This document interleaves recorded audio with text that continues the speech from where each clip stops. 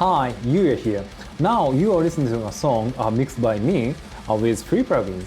So in this video series, I'm going to share with you how to mix metal with free plugins. And the multi-tracks we are going to use are also free, which means that you can mix along with me.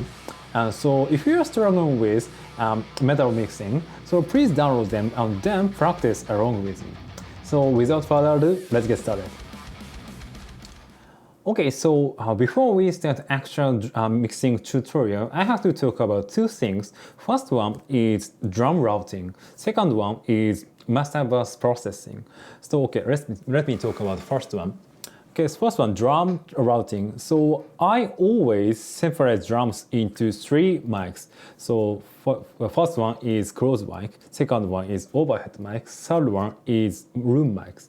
So in this video series, I used SSD 5.5 free, I think. Then so sounds like this.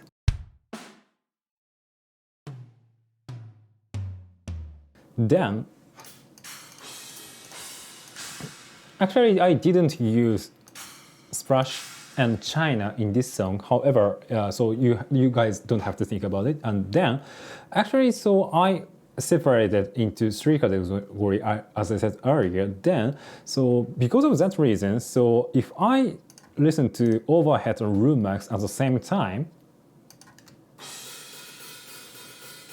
you guys don't hear any shell sound from here because I separated from here. So and then why did I use this technique? Because this is really easy to process shells and cymbals. Because if I, for example, if I have to deal with overhead with shell sound like drum, kick drum or snare or something, it's so annoying because I have to kind of deal with pokey sounding snare with cymbals.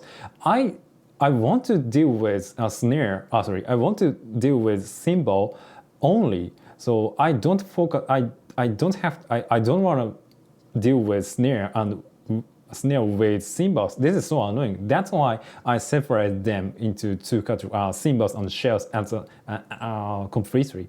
Then, so because of that reason, so there are tons of drum tracks, especially shell tracks. So kick drum close mic and room mic, and kick drum, snare close and overhead and room, and tom close and tom room mics.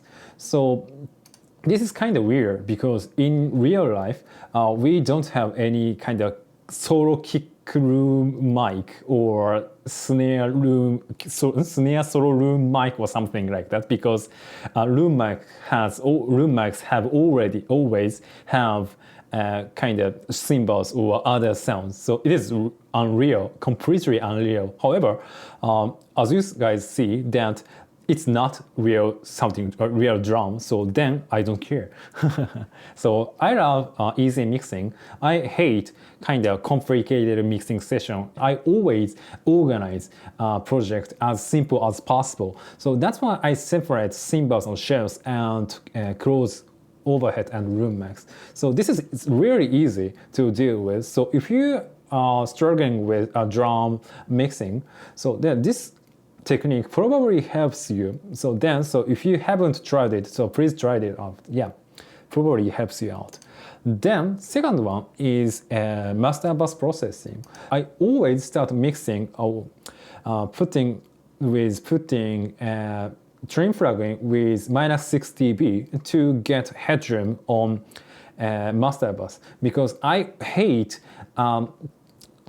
checking master bus if the master bus is clipping or not. I hate it. So then I always put the trim plugin with -6 dB. Then the second is high shelf EQ. So I love crisp sounding mixes. So then I always use high shelf EQ. So in this case, I did use M Equalizer from Melda Production.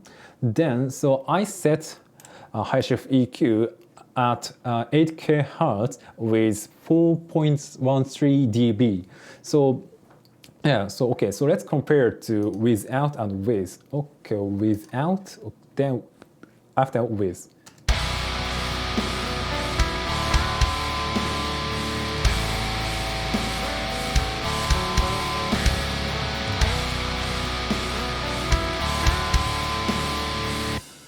huge difference. So thanks to this technique, so I don't have to use HiChef EQ onto every single track. This is really a time saver. This is so cool. So as I said earlier, I hate complicated mixing. So because of that, so I don't have to use it. Yeah, so cool. So then last one is Restream. So to record this sound onto OBS, which is video recording software, I think.